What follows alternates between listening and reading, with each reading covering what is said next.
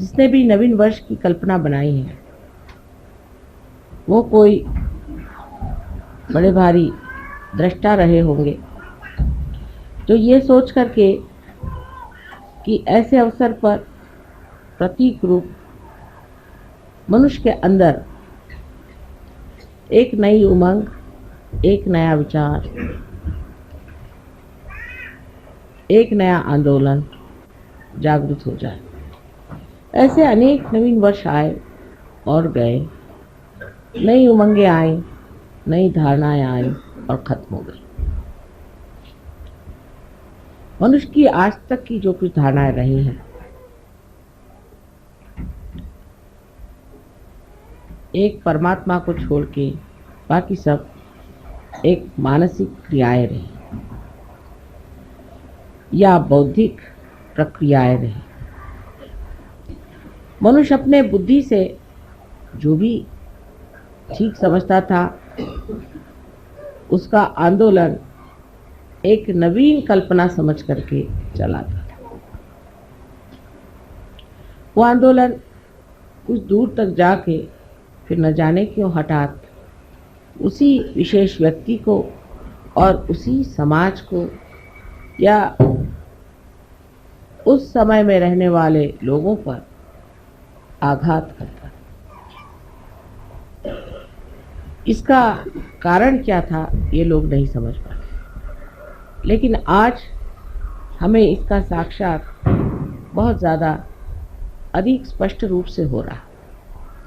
जैसे कि धर्म की व्यवस्था हुई, धर्म की व्यवस्था में मनुष्य ने जब भी बुद्धि और मानसिक शक्तियों का उपयोग किया तो बुद्धि के दम में वो एक वाद विवाद के क्षेत्र में बढ़ गया और अनेक वाद विवाद शुरू हो गए। अगर सत्य एक है तो पंथ इतने क्यों हुए, इतने धर्म क्यों हुए, उन धर्मों में भी इतने और भी जाति भेद क्यों हो गए।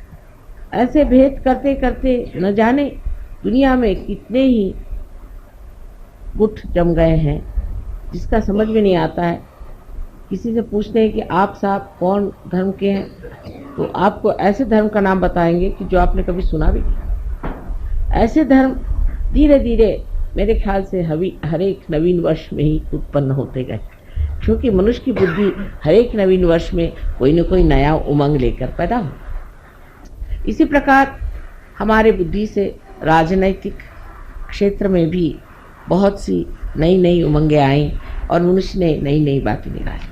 जैसे शुरुआत में माना गया कि चलो एक राजा ही रहे तो अच्छा है, राजा सबको समझ लेगा और राजा से ही सबको बड़ा लाभ होते रहा। फिर देखा कि जिसको राजा बनाया वही दुष्ट निकला, उसी ने सताना शुरू कर दिया। फिर कहा नहीं, राजा तो ठीक नहीं, इसकी जगह ऐसा करो कि प्रजातंत्र आप चीज़ शुरू। फिर उन्होंने प्रजातंत्र शुरू किया। प्रजातंत्र में देखा गया कि हर एक आदमी अपने को बिल्कुल ऐसा समझता है कि वो स्वयं ही उस प्रजा का संस्थापक है, संचालक है और करता है। अब आप देख रहे हैं कि अमेरिका में कितना आतंक मचा हुआ, किस कदर हिंसाचार वहाँ चढ़ा। अगर पढ़ते हैं तो आश्चर्य होता है कि इस प्रजातंत्र का हाल ऐसा क्यों हो गया, ये तंत्र सारा गड़बड़ क्यों। वही हाल बाद में आप कम्युनिज्म जो आया वो उसकी एक समझ लीजिए कि दूसरी एक नवीन उमंग लेकर के संसार में आया कि अब हम एक नया ऐसा संसार बसाएंगे कि जिसमें सब मनुष्य में समानता आ जाए, उनमें कोई भी तरह का फ़र्क न रहे, खाने पीने में हर चीज़ में एक जैसा हो जाए और उसके अलावा उसको कोई स्वतंत्रता नहीं है। अगर वो स्वतंत्र हो गया तो स्व के तंत्र में वो गड़बड़ हो जाता है, इसलिए उसकी स्वतंत्रता हटा दी जाए। क्योंकि मनुष्य को जब एकदम मूर्ख समझा जाए तभी ऐसा हो सकता है। फिर मनुष्य मूर्ख नहीं है, वो तो हर जगह उसको आप जितना दबाइएगा उतना वो खोपड़ी पे चढ़ेगा।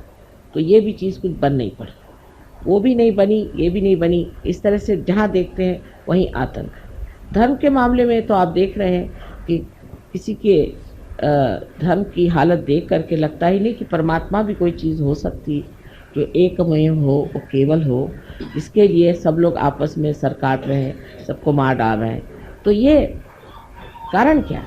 जब चीज़ आपकी एक बहुत ही ज़्यादा सुष्ट रूप से नवीनतम संसार में आई है, तो इस नवीनतम चीज़ में और इस नावीन्यपूर्ण चीज़ को इस कदर गंदी, मैली, कुचैली करके क्यों संसार में आँखों में नज़र आ रही है? उसका ऐसा हाल क्यों हो रहा है? क्या वजह है कि जो चीज़ इतनी उदात्त, महान, और उसका शुरू करने वाले भी बड़े महान और उदात्त रहे हैं, वो सब के सब जा कर के आज कहाँ पहुँच गए? जैसे अमेरिका में मैं सोचती हूँ कि बहुत बड़े इंसान हो गए, उनको हम कहते हैं अब्राहम लिंकन। बहुत बड़े आदमी थे, रियलाइज सोल थे। उन्होंने सीधी चीज़, इतनी बढ़िया चीज़ संसार में ला दी, इतना बड़ा काम कर दिया। लेकिन अब जो है वहाँ देखते हैं तो सोचते हैं जो उन्होंने किया था पता नहीं उसको किस तरह से इन लोगों ने एकदम विद्रूप और कुरूप करके रख दिया। एक ये बात हो गई। दूसरे अगर आप देखिए तो कम्युनिज्म भी जिस लेनिन और मार्क्स ने बनाया था वो भी रियलाइज सोर्स थे। उन्होंने भी जो सोचा था वो भी हितकारी चीज़ थी। वो हित के जगह अब सबका ही थी। और या धर्म के भी जो संस्थापक हुए सब भी बड़े उदात्त और बहुत महान लोग थे, और उनको भी कोई कह नहीं सकता, उनकी तरफ कोई निर्देश करके नहीं कह सकता कि इन्होंने कोई गलत काम किया हो या इन्होंने कोई गलत धारणा से चीज़ को सोचा। ऐसी बात नहीं। लेकिन आखिर आगे जाकर के वो चीज़ ऐसी क्यों? हीरा जो था वो जाकर के कीचड़ में कैसे मिल गया? हीरा तो जहाँ है हीरा ही रहना चाहिए, लेकिन ये तो हीरा जो आया सो कूच करके, जैसे उसका बिल्कुल ही तोड़ करके, उसको मरोड़ करके और उसको कीचड़ ही बना। और सभी दूर ये चीज़ें देख कर बड़ा आश्चर्य होने लगता है कि इस तरह की जितनी भी उदात्त चीज़ें आई। अब साइंस आया संसार में, लोगों ने कहा अब साइंस आया, अब तो हम लोग के सारे प्रश्न हल हो गए, और उस सब प्रश्न हल होने के बाद में और अब हमें कोई चीज़ की चिंता नहीं करनी चाहिए और सब चीज़ ठीक हो जाएगी। सो तो बात नहीं। हमने एक राक्षस बना के रख दिया है, एटम बॉम्ब, हाइड्रोजन बॉम्ब, ये वो अपने खोपड़ी पे खड़े कर दिए। इधर उससे ही बनी हुई ये प्लास्टिक और ये नायलॉन और ये सब इसके पहाड़ के पहाड़ खड़े कर दिए। ये सब चीज़ें जो सुविधा के लिए बनाई थी इतनी असुविधाजनक हो गई, इनसे दुनिया भर की बीमारियां आ गई, आफतें आ गई। आखिर क्या वजह? क्यों इस तरह से हो गया? ये सब जो चीज़ें ये सब हित प्रणीत थी, हित को लेकर थी, हितकारी बनाई गई थी। उसी से मनुष्य की नवीन उमंगें आई, उसी से उसने सोचा कि मानव के उद्धार के लिए चीज़ बनाई जाए, वही उसके उद्धार की जगह उसको पूर्णतया नष्ट करने की। इसका कारण क्या हो सकता है? कारण यह है कि जैसे श्री कृष्ण ने कहा हुआ है कि मनुष्य की जो धारणा है या मनुष्य का जो विचार है या जो मानव की जो चेतना है वो नीचे की ओर बढ़े और धीरे धीरे वो धूली में मिल जाए। ये उन्होंने कहा नहीं, ये मैं कह रही, क्योंकि आज वो साक्षात है उसमें। श्री कृष्ण ने भी जो धारणाएं रखी वो भी धूली में मिली, राम ने जो रखी वो भी धूली में मिल गई। उसके बाद जिन्होंने भी कोई धारणा रखी जो कि बिल्कुल सत्य स्वरूप थी, सत्य का ही अंग प्रत्यंग थी, वो सब धूली में मिल गई। इसका कारण यह है कि जब ये मनुष्य के दिमाग के घड़े में पड़ती है तो उसमें कोई ऐसी विषारू वस्तु है कि जिससे ये सब चीज़ विष में हो जाता है। ये विषारी वस्तु क्या है जिससे इस तरह का कार्य होता है? वो है इसकी सीमाएं। हर चीज़ की सीमा होती है, इसी तरह बुद्धि की भी सीमा होती है, और इसीलिए इस सीमा में बंद करके वो चीज़ घुट करके और नष्ट हो जाती है। जैसे कि अंगूर का सुंदर स्वाद वाला रस भी अगर एक घड़े में बंद कर दिया जाए तो उसमें उसकी शराब बन के उसका नशा चढ़ जाता है। उसी प्रकार मनुष्य के मस्तिष्क में जो कि सीमित है, लिमिटेड है, उसमें ये अनलिमिटेड चीज़ें डाल देने से एकदम नष्ट हो जाता है। इसका मतलब ये नहीं कि मनुष्य का मस्तिष्क ही कुछ खराब है। इसका मतलब ये है कि ये जो मस्तिष्क है इसकी सीमाएं तोड़नी होगी, इसकी सीमाएं बढ़ानी होगी। मनुष्य की चेतना जो है वो व्यापक करनी है, इतनी व्यापक होनी चाहिए कि उसके अंदर सत्य समा सके और वो खुली होनी चाहिए।